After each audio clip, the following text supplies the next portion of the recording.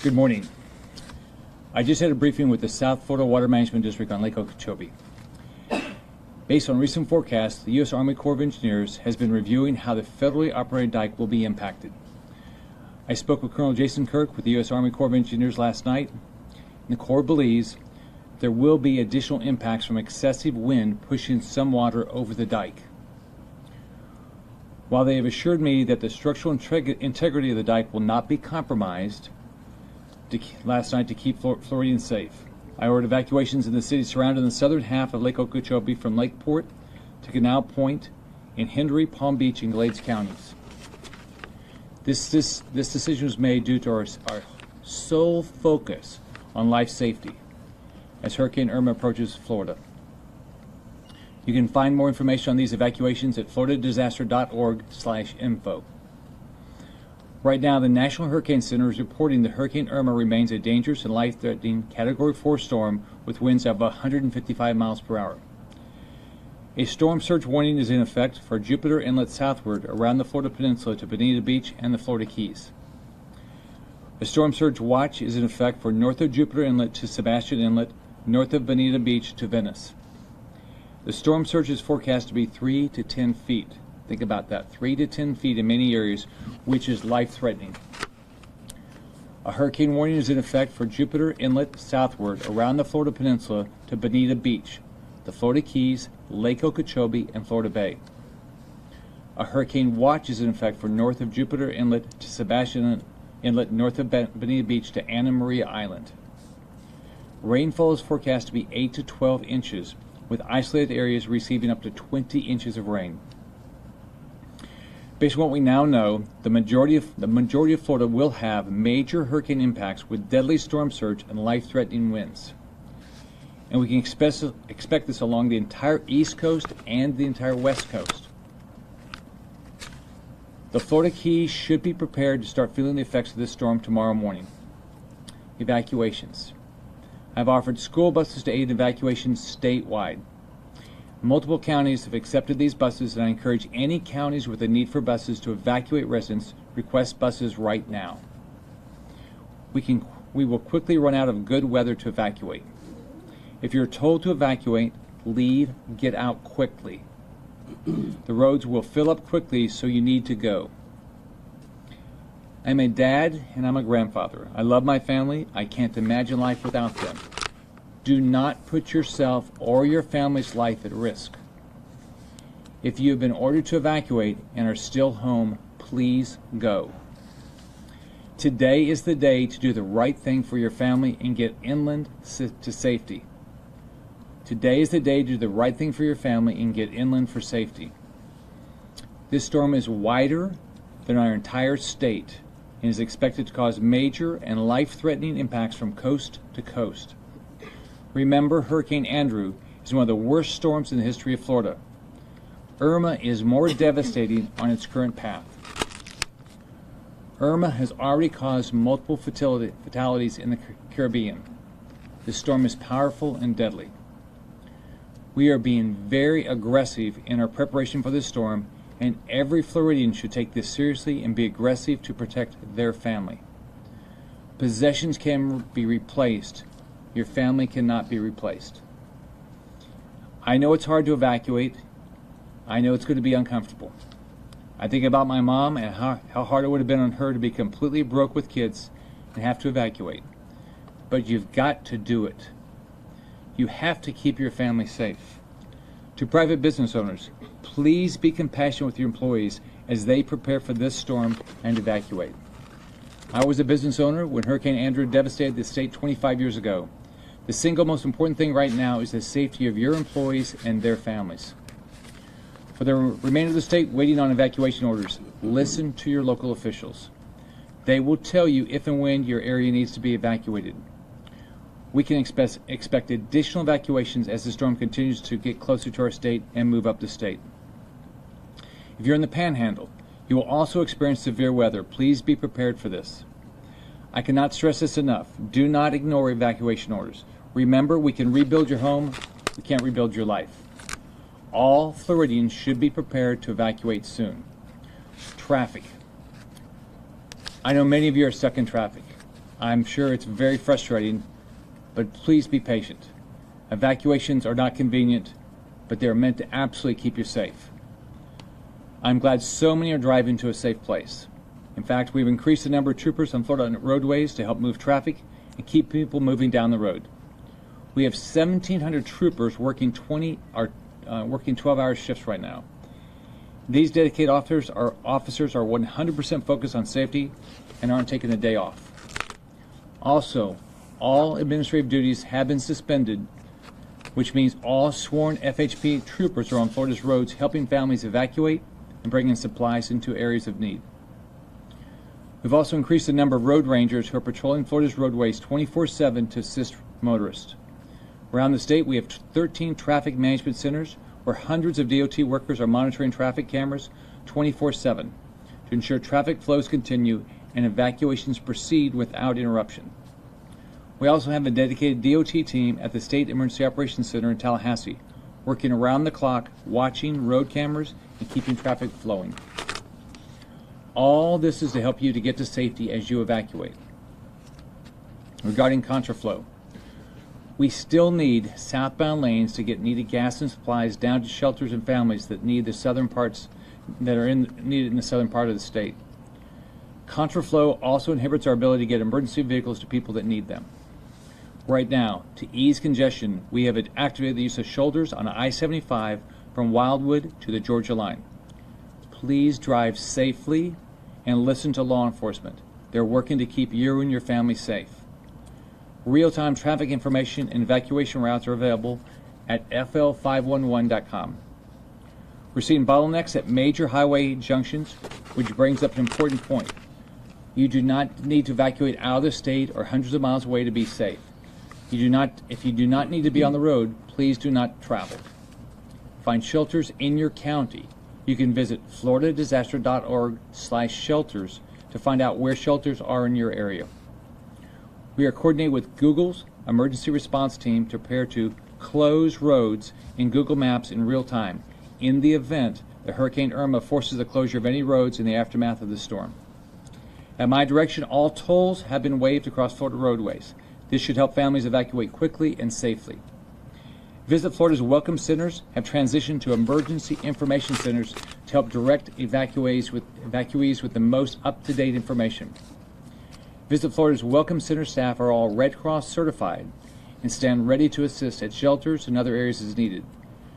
These are at all our borders of the state. If you are concerned that you do not have a way to evacuate due to traffic, please call the Florida Emergency Information Line, 1-800-342-3557. For whatever reason, if you can't evacuate, call that number, 1-800-342-3557, which is a dedicated emergency management hotline. We will do everything we can to help get you out. Fuel. One of our top priorities remains fuel availability. I was alerted yesterday by the Vice President that the federal government has waived additional rules and regulations to allow more fuel to get to Florida roads. We know there are problems with supply at gas stations and are working around the clock to get fuel to you. I've directed state law enforcement to provide escort services to gas trucks to get through traffic so they can get to the stations faster. These law enforcement escorts have continued throughout the night. We're going to keep this going as long as possible. I'm sure you've seen them across the state. For gas stations and evacuation zones, we need you to stay open as long as you can so people can get out. We will arrange police escorts for your employees so they can get out safely. We need your gas stations to stay open as long as you can so we can get more people gas so they can evacuate. My staff is reaching out to gas stations in the Keys to provide contact to help coordinate law enforcement escorts for staff and tankers. We absolutely know fuel is important, and we are absolutely devoting every state resource to addressing this. 3 tanker ships delivered fuel to Port Tampa yesterday for resupply efforts, each delivering 1.2 million gallons of fuel. State law enforcement continues to escort fuel supply trucks from Port of Tampa and Port Everglades directly to gas stations in your community. As of 6 p.m. last night, 8.4 million gallons of fuel was shipped into Port Everglades and more than 5 million gallons of fuel was shipped into Port Tampa Bay. While we are making progress, unfortunately you are going to see lines and unfortunately you're going to see outages.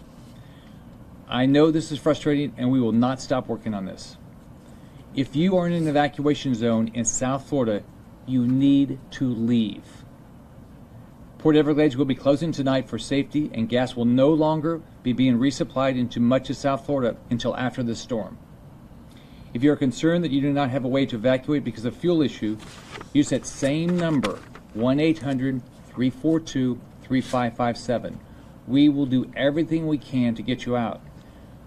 But you have to call now if you're in an evacuation zone. We cannot save you in the middle of the storm.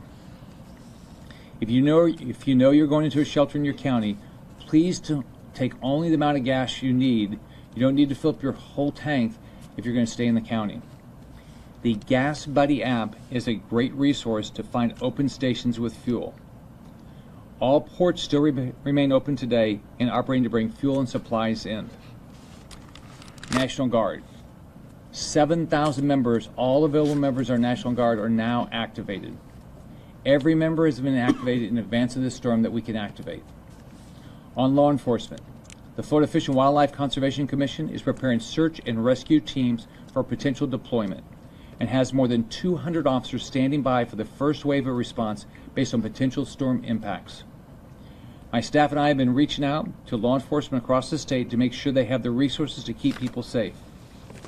Utility providers. They are actively pre-positioning resources throughout the state and in neighboring states. We know from previous storms how incredibly important it is to get power restored as quickly as we can. Florida Power and Light has activated its emergency response plan and has thousands of workers preparing to respond to IRMA.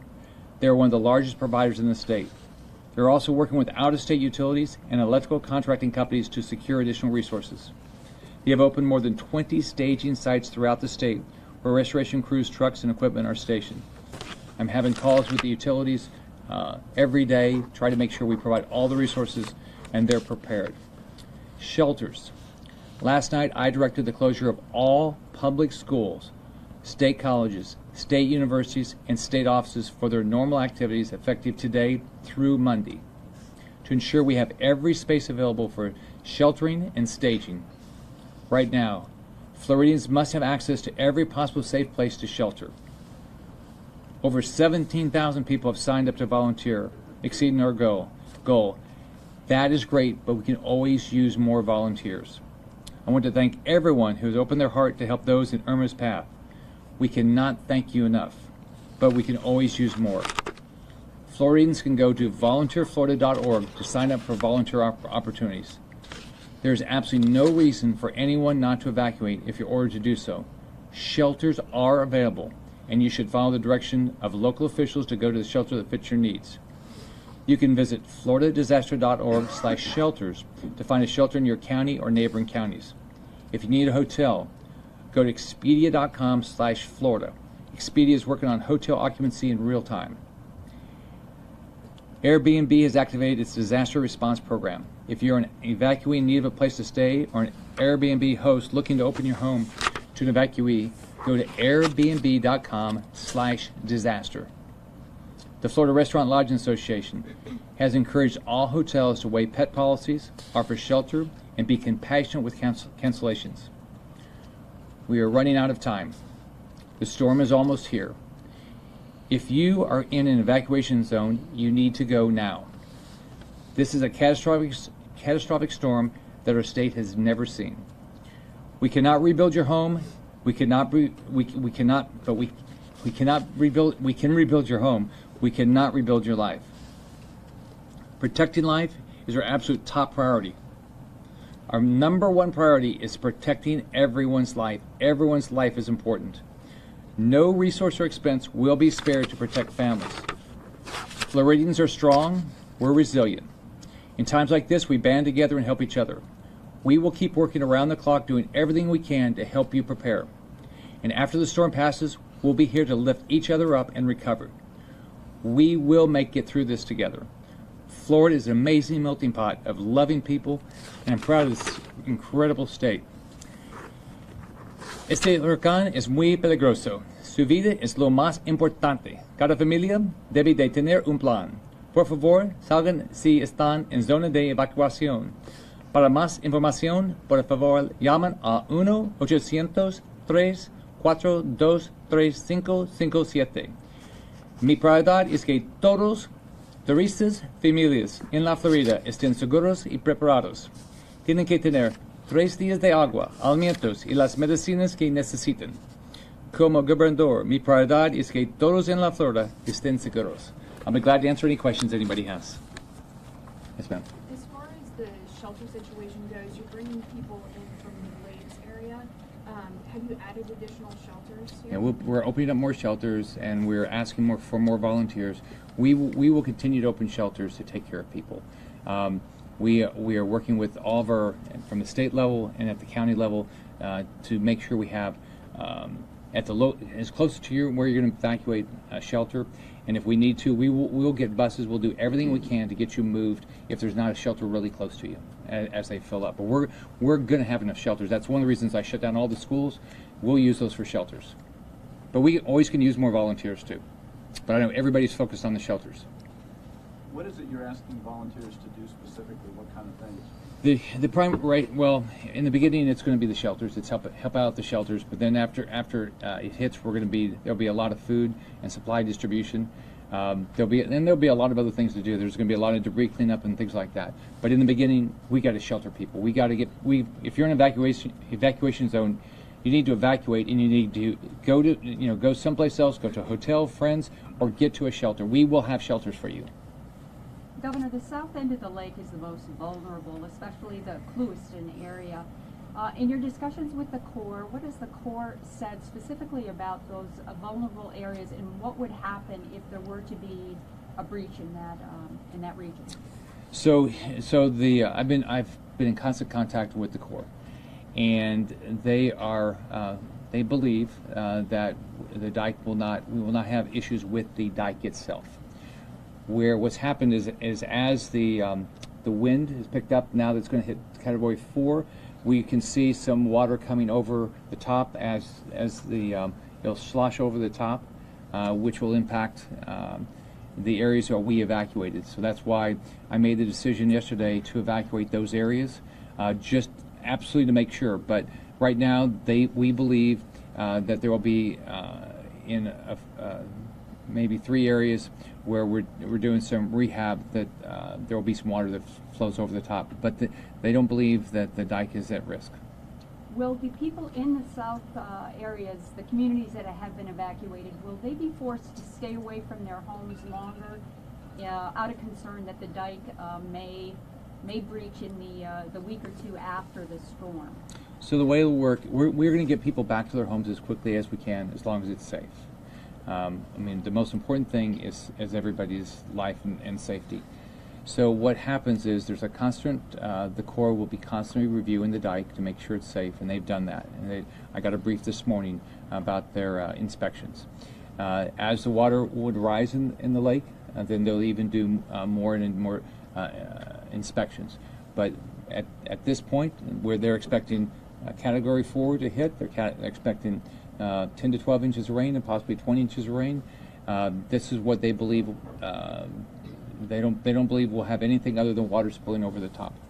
Is there any seepage right now? There has been in the past in that area. The Corps is going to have a briefing, I think, at 1100, and they'll be able to answer that. Thank you. Anybody else? All right. Evacuate. Keep everybody safe. Bye-bye.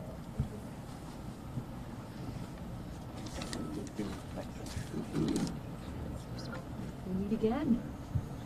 So make sure you send this roll call.